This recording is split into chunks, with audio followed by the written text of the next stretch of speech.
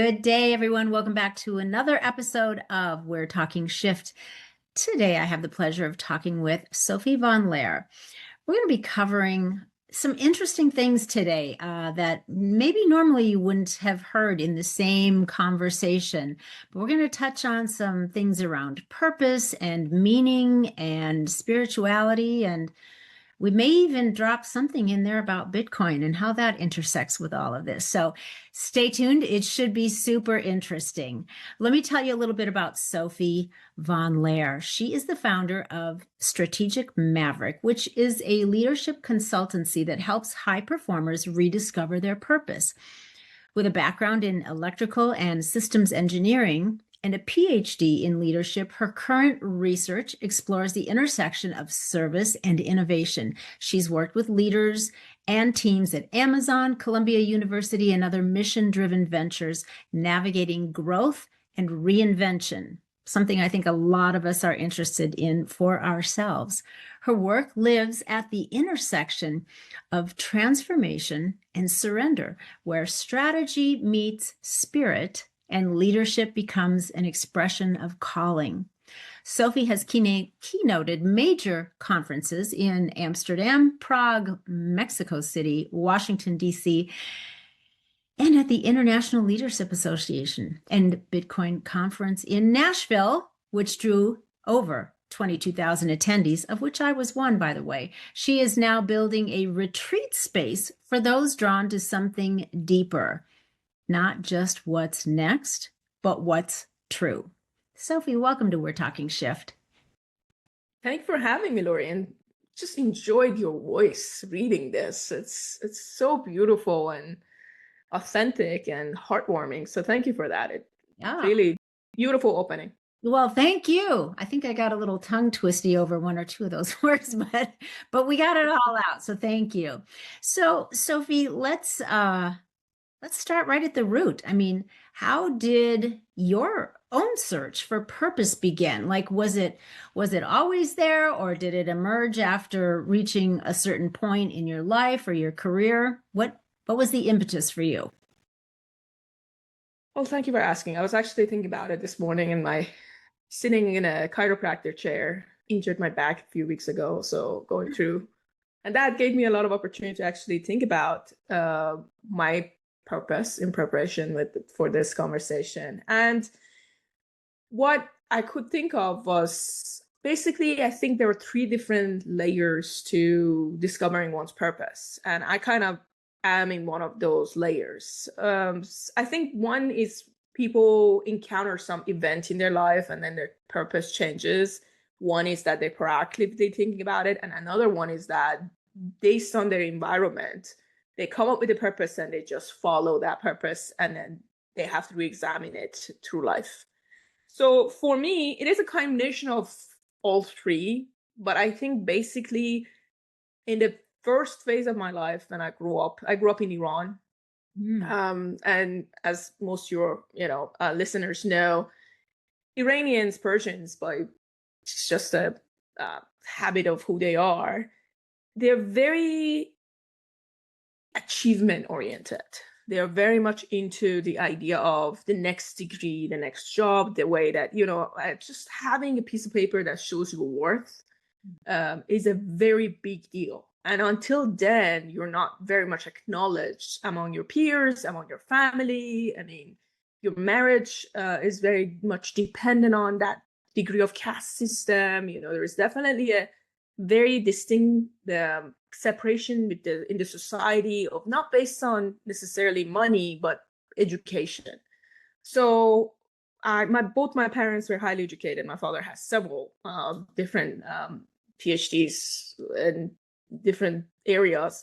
And my mother is a psychologist and an engineer and taught psychology for 20 years and wrote a lot of books, spoke in many, many conferences. So following their footsteps, I was very much interested in doing something that seemed impressive. That was the only goal, to be accepted, Loree. Not just by my parents, but them being the microcosm of the society in my mind. So going back to that society, learning from the societal pressures. So therefore, I pursued engineering, and specifically, I thought electrical engineering would be the most impressive one in my mind. So I did electrical engineering. I got good grades. I started working while I was studying a full-time job and paying for my, I was like, came to the United States as a teenager after high school, and I promised myself I would never do student debt and never get a loan. So I paid myself through school by working full time. And then I got my master's degree in systems engineering. And then soon I found myself in very leadership positions, very fast into it, because maybe there was a way of being this accountable, trying to prove myself kind of type of person that I came in, kind of led me into being the very much of a maternal figure in a leadership group, which led to being the leader of the leaders in many, many instances. And with that came some perceived degree of success. But Loree, honestly, I don't think at that point I was ever had the opportunity or chance to pause and see if this is really making me happy.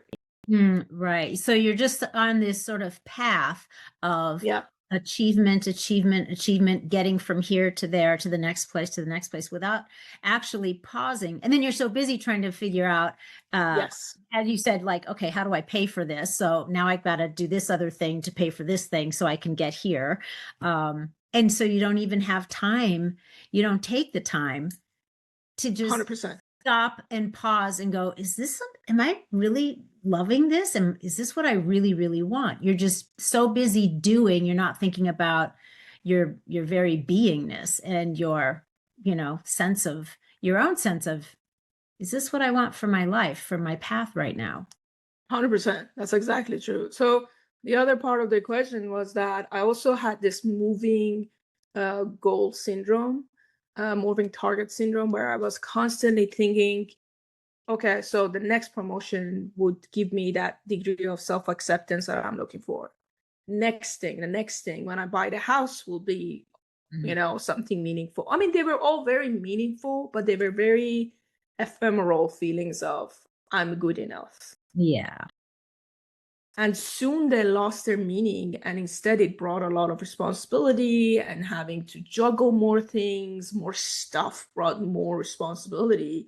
And as someone who was already kind of very early on in my life experiencing burnout, I kind of was like adding more to feeling of so what? Mm-hmm. And this feeling of so what grew so much. And I think the tipping point was the pandemic. Mm-hmm. I think a lot of people. Exactly. A lot of people, I think you and I have discussed this. There's this kind of a disorienting dilemma, in the words of Mazzaro, like that happens when a mass disruption happens in a society, and a lot of people start to question their sense of meaning. Right. And I was a typical manager, leader, whatever I was. I was a program manager at a large defense contractor in DC. And my job was secure through the pandemic. However, there was a degree of unknown attached with everything that was going on through the system. And there was a lot of ambiguity and questioning what this whole thing means. Right. And by the way, that was around the same time, talking about Bitcoin, that was around the same time I bought Bitcoin. So these are in parallel in a way. So I think there was a moment of pause of, is this what God wants me to do? Okay. So when you were in that space of massive, basically uncertainty. Yes. You turned to spirit. You turned to God. I did. Nice. And that has been an ongoing fun project. That's an interesting way to put it. I kind of love that. Your project of cultivating your relationship with God. Yeah. And finding out how it could be of service to his cause. Right. Yeah. I think there comes a point in, not for everyone, but for a lot of people in your life, if that hasn't been something that's been a constant since you were young, Mm-hmm. then you go through different seasons of life. And I think that plays a role into when you start thinking about purpose and the deeper meaning of why you're here, what you're doing, who are you becoming.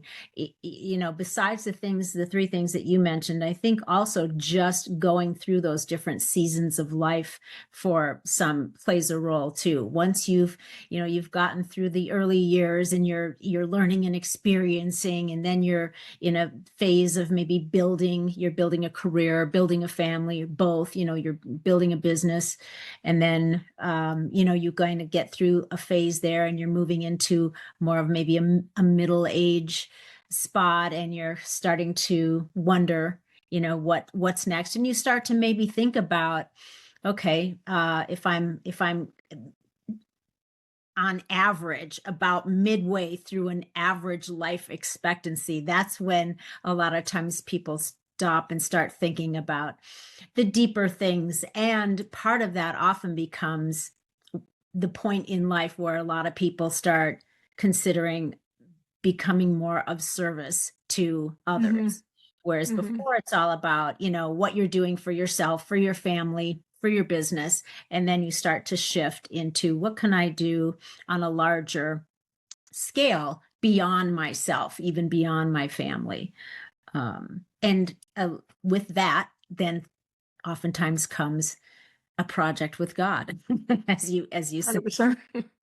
right? What should I do now? And you're asking the bigger question to who, to what, to that, what I would call to the source, Mm-hmm. that you can tap into for that kind of guidance. So I love that you said that.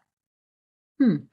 Uh, You know, um, and I think it's something too that we're at a point where a lot of people today are feeling very restless, very disconnected, even after they've achieved what they thought they wanted. Is that sounds like that's the point that you reached, what? So, um, we've talked about why those things can happen, but um, is there is there a new, even with leaders in leadership roles, is there a new hunger that you think surfaces, after you've achieved, after you've climbed the mountain, you've had goals met, as you say, and, there's a realization often along the way that the goal posts keep moving or new ones just come in to replace the old ones. It's sort of like the mirage in the highway when you're driving down the road. You think you've got there and then it's gone and there's another one, half a mile ahead of you. So, what do you think happens when the applause fades, if you've, reached a state of notoriety, you've achieved all of these great heights, and then there seems to, for oftentimes, I've seen this a lot myself in others, there seems to be a peak, and then there's this sort of downhill slippery slope after that, and it's oftentimes, pretty challenging and not good for a lot of people. What do you think they're asking themselves? Why does that happen? And what do you think is going through their mind when they're alone and it's quiet? What's going on? I think you're absolutely right. I think there is definitely a pattern of I've been blessed to work with organizations, but also their leaders. And I saw a lot of them and their past working for the organization that they were a part of. I stuck around being their coach, executive coach, and we had some intimate conversations about where they're going in life. And patterns started to emerge of a lot of people that are seemingly very happy and energetic even and excited about what they do in the calls that I've had with them in their private life feeling rather restless, to your point, and feeling rather they're having a meaning crisis happening and a reawakening, and it's knocking the door, that whether they're aware of it or not, there is an ache somewhere of, is this it? Mm-hmm. This is all I get to do, and this is the legacy I leave behind. Avoid. Um, and then try to kind of go through this moment of, I don't want to call it the existential crisis, but definitely there's a existential component to seeing life as being somewhat limited and wanting to make the best out of it. I think that's a common, what I've seen happen very, very often, especially among people that are average or above average on the intelligence scale and also on the ambition scale. I think there is a kind of a shift that goes from fulfilling the needs of the ego to the fulfilling the needs of the spirit. That even if they view it as a kind of a meeting some psychological needs, I think a spirituality is a foundation to the spirit in a way that is somewhat intertwined. Of course, that's not the language I promote in every call, but I see that need of mundane shifting to sacred happens, especially when, frankly, a lot of women that I've seen that in reach a threshold that they feel that they have checked off some of these boxes in their mind, and those boxes aren't necessarily the right way of viewing the container of success. And then they change their perception, and they now are left with not many different frameworks as to how to think about what it means to fulfill the needs of the sacred. I think they're very good at achieving goals that are mundane, they are at your physical goals that are attainable, tangible, measurable. But then when it comes to the KPIs of soul, a lot of people don't know even what they are, what that means to be truly satisfied and happy and fulfilled. Yeah, I think we're so conditioned to live life from the outside. What's outside of us? What can I do? What can I achieve? What can I have? What can I build? What can I it's all very external. Not that that's wrong or it's bad. Those are great. I mean, we're creators by nature. We're creative beings, and I think those things are good. But I think that it is one of the things that people wrestle with when they get to that point in life where there's this void that they can't seem to fill, this sort of itch that they can't scratch, right? And it's because the internal, that internal aspect of who you are being hasn't been cultivated, you haven't paid attention to it. It hasn't been something that we've been groomed or conditioned to 100%.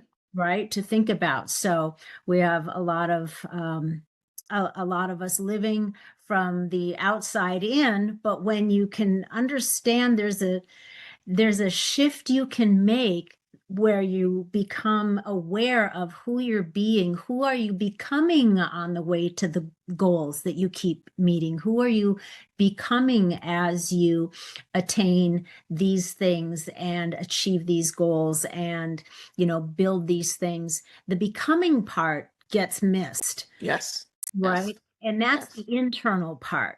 And I think I think being able to tap into your version of something greater than you, of spirituality, of God, whatever that is for you, whatever languaging you want to use, but it's that source that we come from. And if you're not tapped into that, I think it's real easy to get into that place in life where you are just at this level of discomfort that you can't put your finger on. You just can't quite get fulfilled by all of the external stuff. 100%. Yeah. I think to the point you made about the source, I think I view it through the lens of self energy, IFS, internal family system, of this thing that sits beyond all the parts that we have, that makes us whole, that makes us home to ourselves. And that to me is connected to the source, that's connected to Holy Spirit, however you want to. That's a part of the collective consciousness that we all have access to, but it gets masked by the parts that have needs. So the thing is, I think what happens usually is that these parts somewhat feel unburdened to some degree through the achievements, somewhat feel fulfilled through their own perception of what success looks like. And then they start to develop a different kind of need that to them is unfamiliar. Yes. Because the society does not teach you how to really find a way out of your own perception of success and find what is permanent. Mm-hmm. What is the success that actually lives a legacy? I mean, I was just in Belgium last week, and we went to Ghent with my husband, and we got to experience a lot of these beautiful cathedrals. And Loree, you go there and you always wonder, for the love of God, literally, these people have spent their life, I mean, literally, some died building these Yes. statues of love for something glorious and eternal. Mm-hmm. And nowadays, we don't have things like that. Yeah. We don't live behind cathedrals. We don't have real legacies. People were much more used to how to build for the eternal back then. Now we are like, okay, if I mentor someone, that might be eternal because I'm leaving a legacy of wisdom behind. But there isn't much more than that as to what to do with that ache for wanting to shift from these needs of the parts that were hungry, in my case, hungry for acceptance, hungry for belonging, hungry for acknowledgement. And now that they are like, okay, whatever, this didn't really do much to me, now shifting to these other parts that are more connected to my self energy, that are telling me, ask bigger questions, better questions, leave room for more. So that shift is a little, hard from the mundane to sacred. Yeah. Now you're so right. There's we have these psychological new needs that we're all striving Yes. to check the boxes of. And Yes. you named several of them. Yes, love and connection and variety and certainty, significance, and any one or two of those, can be really your top two driving needs. And you're gonna check all the other boxes, but maybe just to a lesser degree. And sometimes those boxes are getting checked, in ways that aren't necessarily very positive either. You can Right. check those boxes in ways that are detrimental to yourself as well. But either way, those are the things that you're ticking off. And at some point, what hopefully, everyone comes to realize at some point in their life, what there are a couple of other boxes, a couple of other needs that fill the needs of the soul. And contribution is one of those. When you can figure out a way that is right for you, that calls to you to be of service in some way, to contribute beyond yourself in some way. And that often, means you've got to do some soul searching, which often means you've got to connect with source and figure out, if you're really lost, ask for some guidance. But if you can find your way there to what that means for you, you end up, I've seen it happen, a much more fulfilled person. Your priorities shift, and 100%. you reach a level of peace that maybe you haven't been able to reach before. 100%. And I think you're tapping now, shifting from the problem statement to more of a what to do with that. And I think one of the solutions that I have seen working to start that kind of internal conversation with yourself and with your parts is to declutter. Decluttering emotionally and mentally, and having a more of a minimalistic view of what you do on a daily basis. Sure. And it's counterintuitive to what you need to do for success. That's why the skills different. It's what you got here, what it won't get you there. There is a degree of skill building that is required for that type of behavior. So I think one of the things is to declutter, get rid of what is not necessary. So is that step one? If you're working with someone Yeah. who's at this phase and they're, they've tapped you to help them, make this transition. So that would be like the step one. You would suggest that they declutter and give me maybe some examples of what that might look like for. Absolutely. I think step one, which we kind of alluded to, would be recognition. So there will be some degree of pattern recognition that needs to be made before you get into. So there is a degree of understanding of any kind of change management book always tells you to understand the problem before you start to change it and create sense of urgency in the Carter's word. So you kind of want to see what's not working and get them to document as much as possible the patterns of thoughts that comes into their mind on a daily basis. So it's a different kind of journal, I would say, that is kind of just dedicated to more of the inner critique or the kind of the things that has some smell of existential threat, and kind of writing down and just through the observer's point of view without judgment, documenting those patterns so that your conscious self starts to really believe and understands, because a lot of these are kind of coming out of what Dr. Barton calls the saltwater crocodiles. Is under the surface and you don't know the threat level because you're so laying under the surface of your psyche, your consciousness. Right. That by bringing them out, the crocodile coming out, then it becomes a moment of sense of urgency that now I gotta solve it. So I think the step one is recognition, pattern recognition to be exact, by documentation. And step two, I think it's decluttering.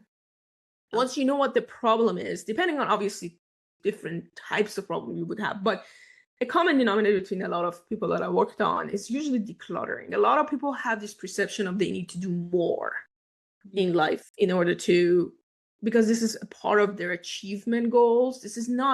Peace is not something you do more to gain. Peace is to feel bored or to feel the emptiness. Right.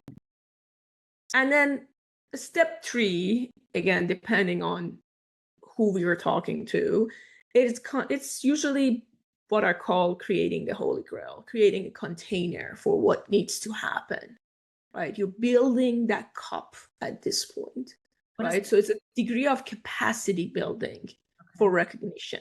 That's when you actually start to develop new habits, cognitive habits of being able to, for instance, one of the things I do personally is that I have a listening session with God. My prayers nowadays have less involved asking and seeking and begging and more to listening of what the messages are. That's become a habit that I do every morning. Sure. God, what do you want me to know today? And I document those ideas. So this is kind of the habits of, that's me. I'm very religious / spiritual, so that makes sense for me. For other people, it would be different levels of being able to create a container for themselves, or at least their higher self, however they want the source, to be able to communicate with them as to what the next steps would be. Right?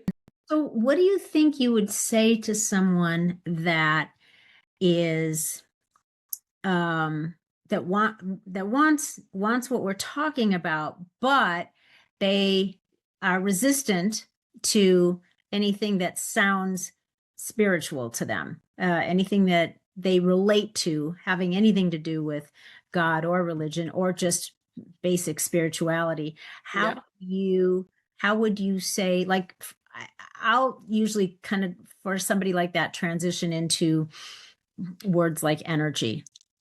What do you do if you've run into that? How do you express what you're suggesting to them or inviting them to do in languaging that they're not going to be resistant to? Yeah, I mean, honestly, this is the thing. I think everybody has a God.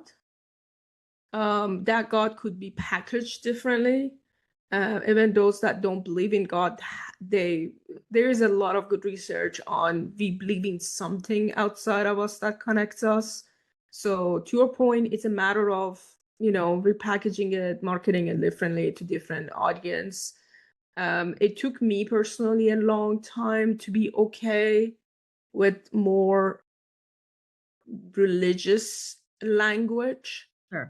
I personally, this is a little out of topic, I personally believe there is an awakening happening in the realm of more people are becoming okay and comfortable and accepting of speaking language of God and building that kingdom.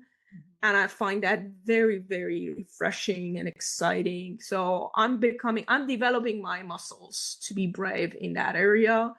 However, I see that should not come at a cost of excluding some people who are not on the same path, no judgment, or that they don't want to be on the same path. Or they're early into the path. I don't know. Wherever they are not where I am, right? Right. So to your point, it's a matter of repackaging it, right? And it is because there is this other consciousness that connects us all.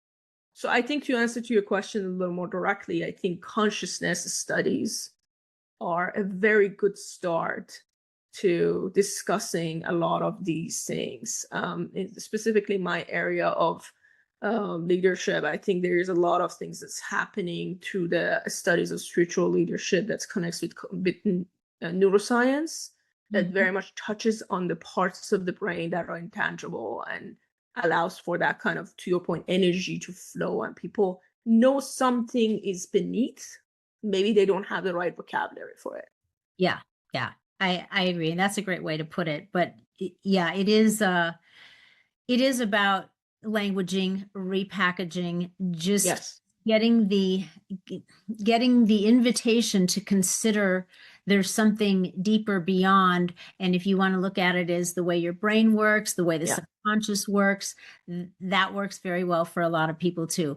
There's a lot of different ways to get there, right? There's a lot of different points of entry to get to 100%. the thing that works for each of us. And ultimately all, ending up, the idea is, we're all going to the same place ultimately, right? I'm super interested in what you're doing with a center you're creating right now. So you're creating this center, right, that is rooted in deep transformation. So tell us what inspired it, what kind of work that you're hoping is going to happen there, and what's going on with that? Absolutely. Thanks for asking. I am creating my own cathedral. That is what I'm going to leave behind when I die. So this is my the final project of my life. There will be a lot of other projects on the side that won't be necessarily for that major project, but this is the project that I will do to leave behind as a place for connection. Wow. So when you say cathedral, Yes. like I haven't been to Belgium, but I've seen some of the big, beautiful Right. in Italy. 100%. Same kind of thing, just unbelievable, breathtaking. So that's what I picture when you say cathedral. Is that your vision? I mean, mine is going to be a lot more biohacking oriented, a lot more modern, a lot more, but the essence of it as it being a container for divine to does its work. It's an invitation, and it will have an altar that creates the right. It's the bigger grail for people to come together and have that degree of connection that allows for transformation. So for me, I'm going to tap into neuroscience. I'm going to tap into biohacking. I'm going to tap into a lot of even Jungian psychology. And depending on what session, because it will be a physical center, and then it's going to have retreats that is going to be run on there. Depending on different times, I am very psychedelics informed, or becoming more psychedelics informed, but I'm maybe enthusiast at this point is a better title. Okay. But I'm very much ingrained in the studies on especially MDMA and psilocybin as having extensive potential for creating breakthroughs for people. Okay. So that would be a part of that, but in a very small, isolated dosage in certain, there will be some trials and errors. However, the premises of the center is going to focus on finding your purpose again. I love this. I'm coming. I don't know when it's done. You're invited. Thank you. I'll be there. It sounds beautiful. It sounds like your vision is for your idea of a beautiful structure that is really going to be able to offer people things around mind and body and spirit. Yes. Yes. Right. Yes. So a very holistic approach to someone that wants to basically find the right way to evolve their very being. Yes. Yes. And I think a prerequisite, like a lot of AA meetings, of believing in the higher power, it is similar to that. There will be a prerequisite for people to believe in something. That something does not need to have a defined name. However, there needs to be some acceptance towards the sacred, towards the divine. I've made peace with that. That would narrow down my target audience. But at this point, I think a lot of people that are coming to my life, I mean, right now I'm experiencing miracles as I have said yes. This is, I guess, a step 4 also to the steps that we were talking about. A step 4 is have fun with the miracles that happens after. Oh, I love that. Yeah, so we were on the steps. So step 4, okay, have fun. Is gain awareness of what is happening, the patterns, because step 1 was understand your own patterns. And then now that you just came out of closet and said yes to life, right now hear when life echoes so loudly in your face, yes. And there's so much joy at that point to seeing the people that randomly come to you and have unbelievable things to say and contribute to your vision. And the more you align yourself with that vision of who you are and who you're becoming, I think the more, I mean, to earlier point of like how to justify it to those who are not exactly believing in my worldview, I think there's a very strong gravitation these days towards manifestation. Sure. So that could be explained through the lens of manifestation as well, that you're putting this energy out there and life is saying yes to you. Yes. I see it as a more active God loving me and hugging me and taking care of me way than me doing anything to be deserving of this manifestation. I'm seeing it as more like intervention through a very loving, caring father. But again, there's so much happening and there's so much people. So I think then a step 4 is pattern recognition in the grander scheme. Okay. I love that.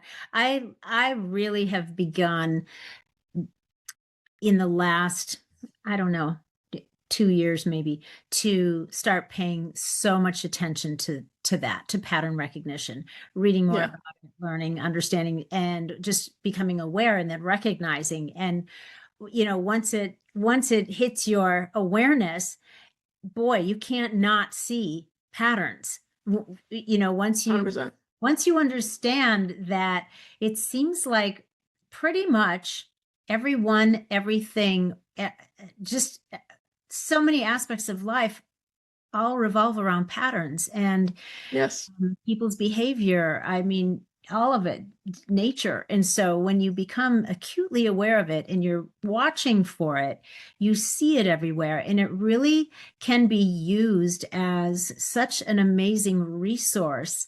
Absolutely. For yourself in not only just your own path and guidance, but understanding when you see patterns laying out before you with the way that whether it's systems or individuals, you can see how they're operating, you can see the pattern, and then you just you have a greater level of understanding, and that is something that can be very helpful depending on the situation. So I think that's a really key thing to be aware of. Yes. You've mentioned it several times. I think it's really important to shine a spotlight on that. I think this is my prompt to talk about the key, because now I literally have a key in my hand. You just said that's a key point. So I think that's Good. So an example of something that happened to me, this is a fun story. That was after I said yes to my purpose. And I've said so many yeses to this, but not always the most certain and honest yes. There's always self-deception as to, is this the right thing to do? No, it's like, is this what, I'm like delusional that I think God wants me to do this or not.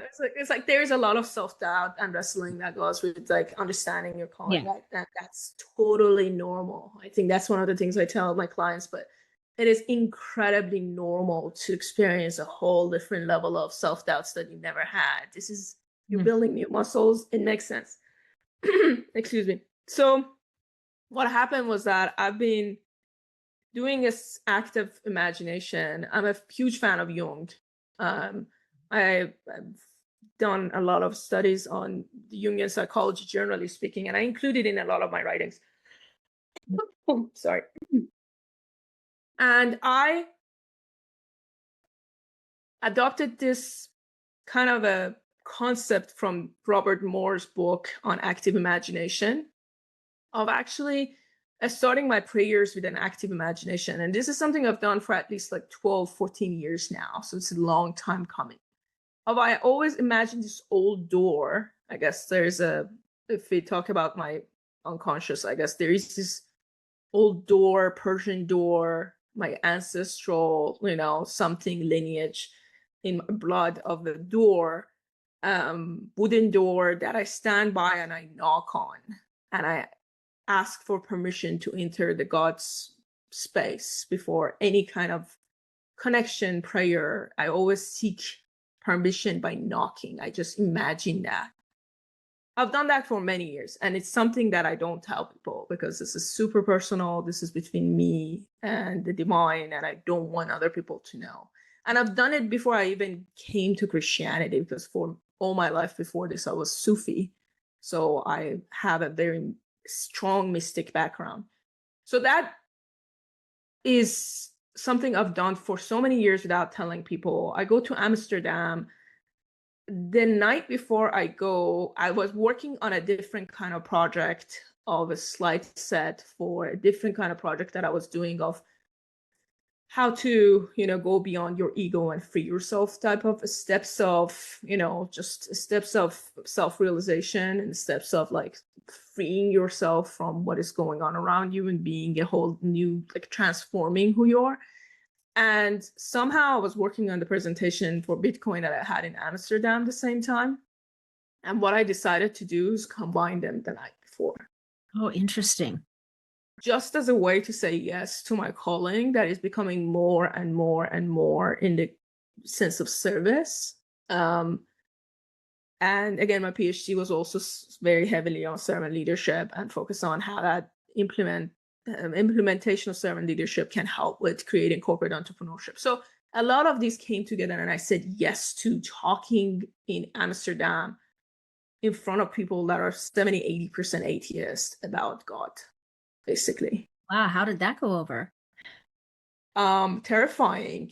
And I somehow was incredibly aligned with what I needed to communicate, to the extent that I think that's one of my best speeches.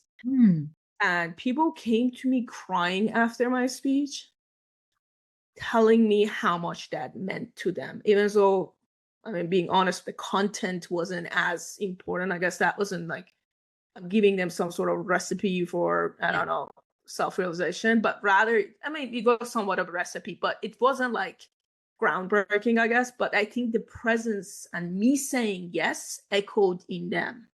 So you made them feel something. 100%. I made them feel something by saying yes. I think there's a domino effect in when you say yes and other people kind of, it changes this butterfly effect, this isolate, like it oscillates in the frequency changes around you, and it changes other frequencies, I think. Yeah. There was this one guy that came in the backstage in the VIP area that I went to grab like lunch afterwards, like right after my speech. He came to me and he was like, "Hey, great job, Sophie. I've been following your speeches. I'm so glad you chose this topic. I was like, okay, like, interesting that he was like, knew there was some sort of dilemma around the topic, and I have something for you. I was like, oh, thank you. What do you have for me? And he gave me a key. Oh, interesting. It wasn't to his hotel room, right? No. No, this is, and he said, the old door that you've been knocking on is now open. You have the key to it. Oh, wow. I just got chills. Yeah. How did you react? I mean, I asked specifically, I was like, can you tell me more? He's like, I know you knock on a door before you seek God and want to ask permission to get into that sacred time. And then he even knew that I atoned right after I asked for forgiveness, right? Like he had way too much information about my psyche that it genuinely freaked me out. Wow. Yeah. Yeah. Who was this mysterious stranger? Did you find out? I stalked him the entire day. So I I forgot about the conference at that point. And he was sitting in the corner on these chairs on sofas that they had in Amsterdam. It was like a greenhouse they turned into the VIP section. It's beautiful. And I like sat there, watch him communicate these messages to different people. And one by one, people would leave crying. So it was some sort of a prophet. Psychic, prophet, yeah, all rolled into one. Yeah, it was very strange. I'm in touch with him. We talk often, not often, but like often enough, once a week. Um, but yeah, very interesting time that I knocked on the door. I said yes. I think the takeaway is that once you have an inkling about your calling and you start looking for it, I think it starts looking for you. Yes. Yeah, I totally agree with that. It's like once you once you put the thing out there, once you say Yes. yes, once you say I'm open, I'm ready, I'm willing, it's like it's just been waiting for you. Yes. And then it becomes like this sort of magnetic force that brings you, the people, the opportunity, the whatever together to move the ball forward in that direction. It is rather miraculous. It is very miraculous. And then it brings a lot of other things, doubts and new kind of fears. Saying new kind of fears unlocked, it definitely unlocks a lot of new fears. So the spectrum of reality Yeah. completely expands from both sides. It becomes more joyful, but also I think your understanding of suffering also becomes more. So I think it's not just all great things. This is not a prosperity gospel moment. Like you say, yes, God gives you everything.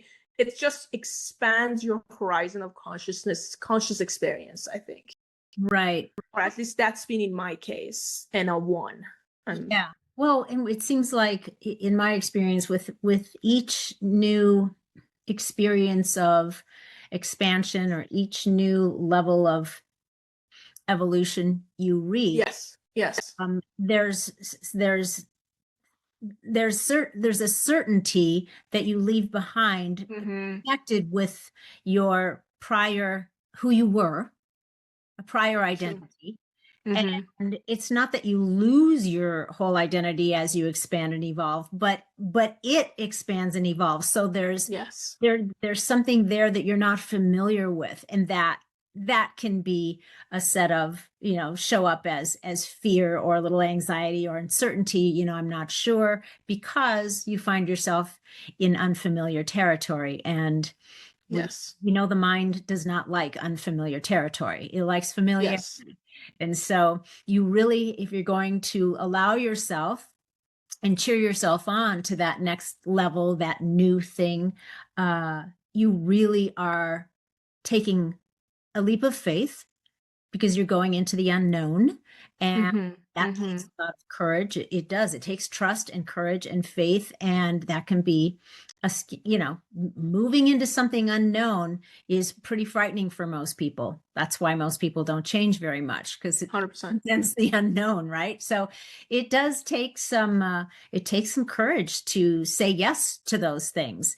And when you do, yeah, you may encounter a new set of fears or frustrations or challenges, but is it worth it?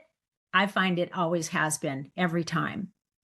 100%. I think there is a degree of realness, authenticity, that the saying yes to life brings authenticity and its degree of awareness and kind of feeling.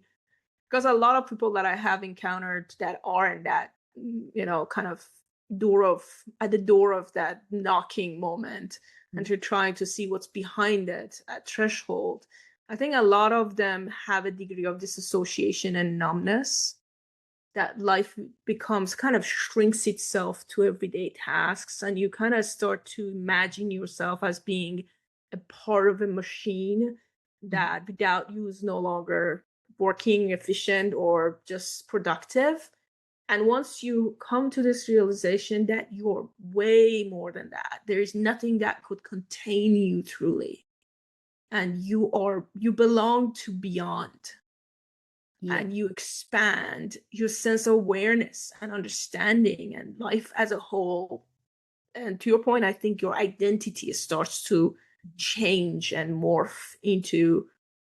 And then that requires, I think one thing that is interesting to mention in this point is that a lot of people view these kind of things as, you said yes, it's good and done, and then there is these events that's gonna fall into place. Mm-hmm. I think one thing I have come to experience is that walking in the dark is a skill set. Mm-hmm.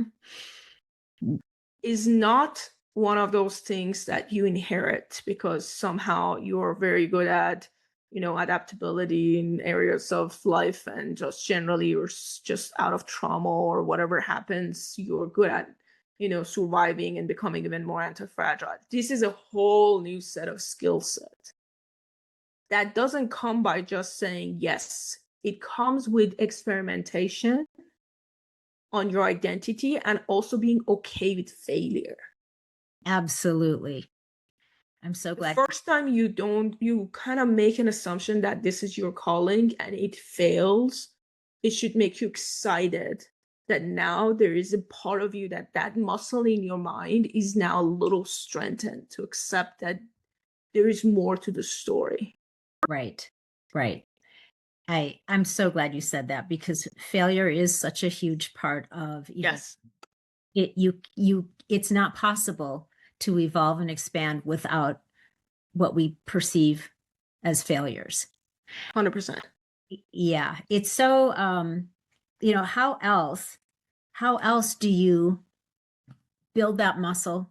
How else do you become more resilient? How else that's where we learn the opportunity to learn our great Yes. lessons, to become wiser, smarter, do things better, differently. That's how you figure it out. And yeah, if you've got a fear of failure, then it's going to be hard for you to Yes. be able to take those risks, because you're going to consider them risks. And if you are risk averse because you don't want to fail at something, that you'll just, it's not that you won't have a good life, but will you leave by leaving cards on the table? Will you reach your full potential?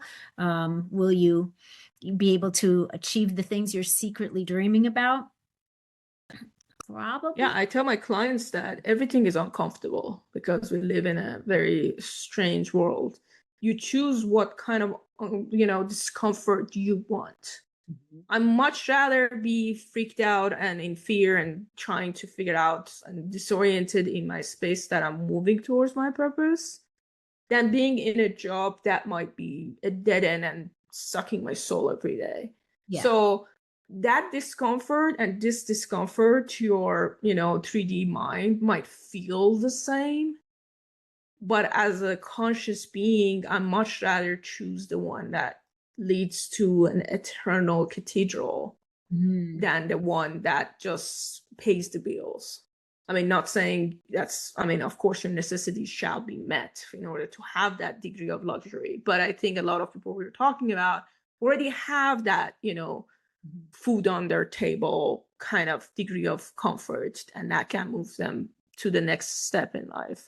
Yeah. But yeah, I mean, I think there's so much to this whole experimentation. And one thing I want to mention that I think is a little important to, as an engineer, I think a part of me always thinks about how to create minimum viable products, and how to, if you're thinking about this project as being something of, the product would be a cathedral, and therefore there needs to be some degree of strategizing the steps.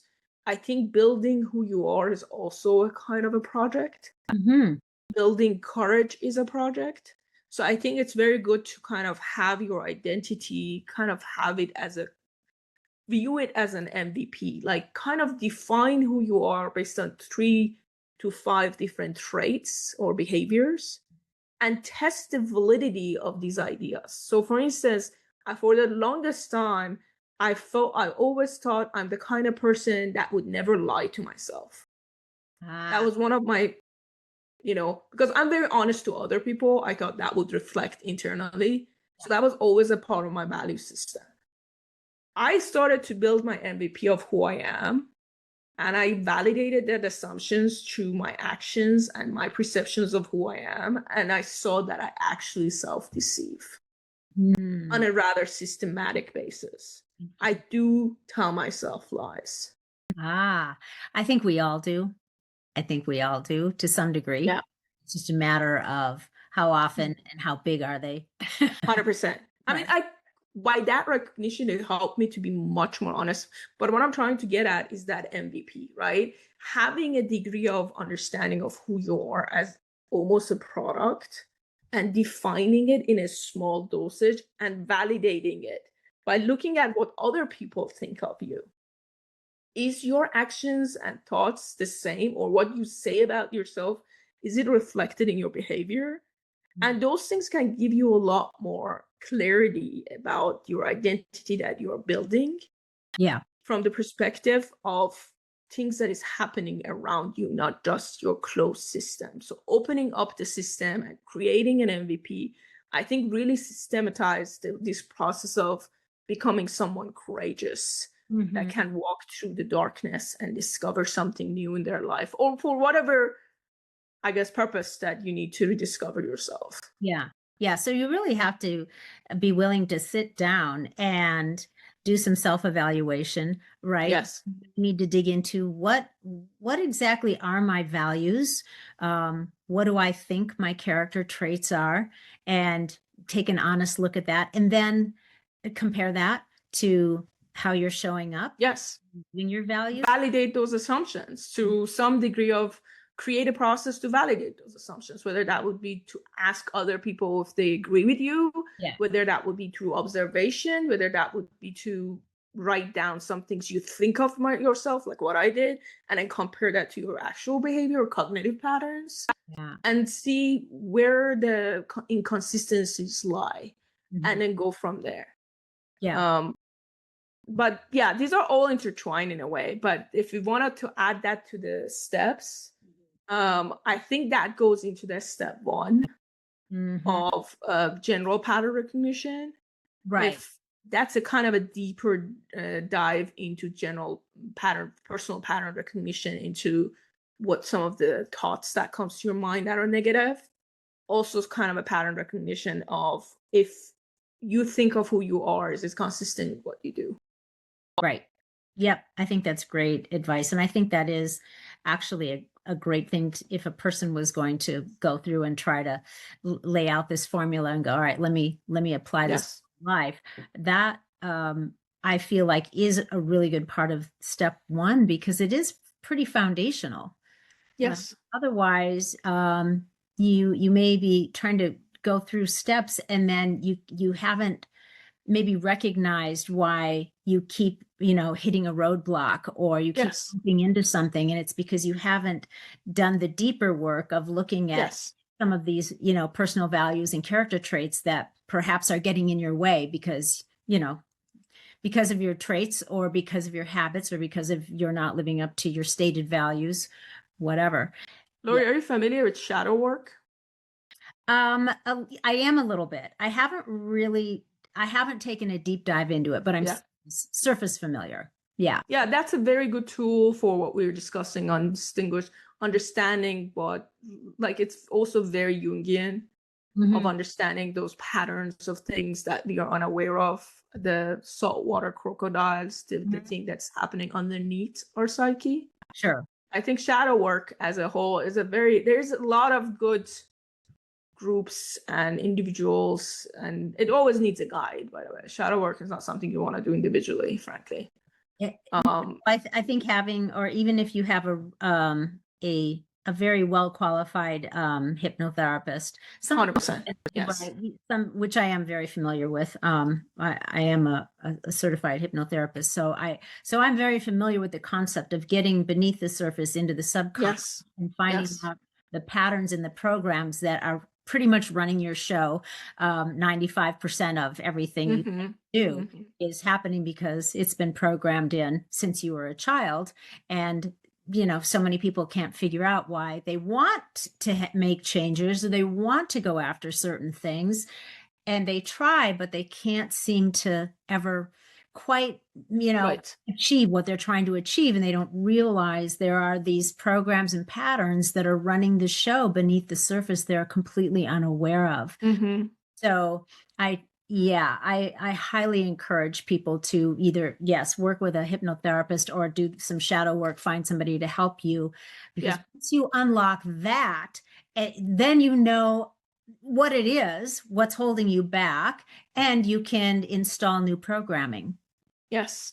I mean, even better than that, it's a shadow worker that does also IFS, internal family systems. Mm.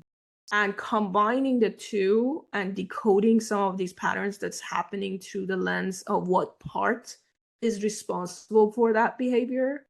Is it an exiled child? Is it a manager? Is it a kind of what they call firefighter? What is exactly happening and who's responsible? And then being able to also decode it through the lens of emotions and places in your body. So more like an embodiment aspect.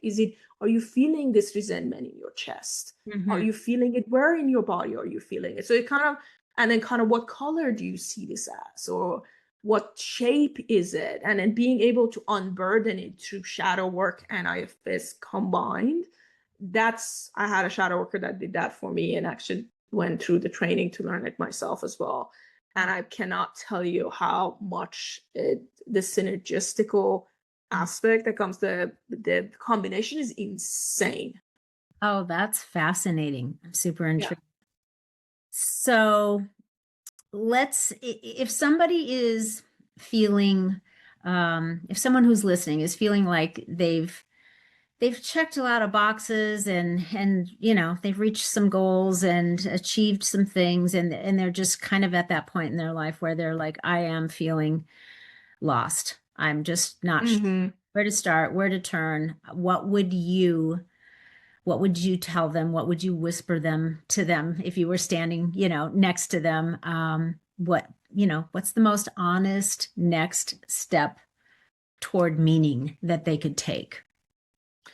First of all, I think I want to start by saying that they should feel that they're not alone. Mm-hmm. The more you learn about this, the more you understand a lot of people are going through that. And the second thing is to understand that there is no guilt or shame associated with not knowing. And I guess step one is unburdening the parts that feel shameful, guilty about that degree of disassociation or discomfort or disorientation or whatever that negative feeling is associated with this. Is do not add shame or guilt on top. It's not necessary. This is a season that is happening right before spring. So it is a moment to celebrate that pain, because it will come birth after this. So I think a cognition of that and having those kind of moments of sincerity with yourself that this is okay. Then the step two is kind of starting to gather information as to what that looks like. I guess is step one into our process of what are some of the things that I'm actually feeling and starting to genuinely looking at them and documenting them. And then considering that your audience are smart in research and they can find a lot of resources out there to go and find the solutions, I think it is very important to define the problem more methodically first. And then the solution comes once you have the problem defined. Yeah, that's a really, really good point. It's hard to find a solution if you haven't clearly defined the problem. Yes. Right. Good point. Before I let you go, I wanted to just circle back real quick to one thing. And this was when you touched on your speech in Amsterdam, because we kind of just sort of glossed over it because of the whole speech thing and where you went with that, which is so cool. But I wanted to just say, all right, so you're in this space where you're talking about, Bitcoin and leadership and spiritual awakening. This is like, do you think that a new kind of purpose is emerging in people who have already made it in traditional terms? What is this intersection? How do all of these things connect in your view? Why is that? Why are we talking about those things in this same conversation? Right? Yeah, I mean, if you look at my WhatsApp, one of the things, the quotes that I wrote is that we need to have more dance easier among disciplines. I think dancing among the disciplines is, as AI grows, as information is readily available, what becomes even more and more important is that kind of cross-pollination of different ideas and not really looking at people as this one identity, but actually looking at them through this colorful, strange, and chaotic beings that we are. And I think with that comes with an understanding of a lot of people that are in the Bitcoin community, for instance, are the ones that actually have already questioned the status quo. Sure. Are the ones that have asked if there is any better way to society and fiat system. That usually kind of aligns with the kind of people I work with, who are the more of a, mavericks. Sure. Right? Sure. Hence the name of my company. So there is a lot of overlap, but that could also be someone that's just been a, mother and, taking care of a house all their life and done a fantastic job at doing that. And now getting to a step where their home is empty and that have more space for those questions. So being a maverick doesn't mean that you need to be living in Silicon Valley. I think it's a kind of a characteristics of a wanting more to awaken. So I think that's a common trait, common denominator among a lot of people. It's a commonality among a lot of people that are wanting more. But I think that, to your point, there is a degree of interdisciplinary tolerance that is needed at this point for people to understand that it's okay to talk about psychedelics and Bitcoin and leadership and psychology and awakening and purpose. And God. Because at the end of the day, right, if I put myself in a box, I do myself and others a disservice.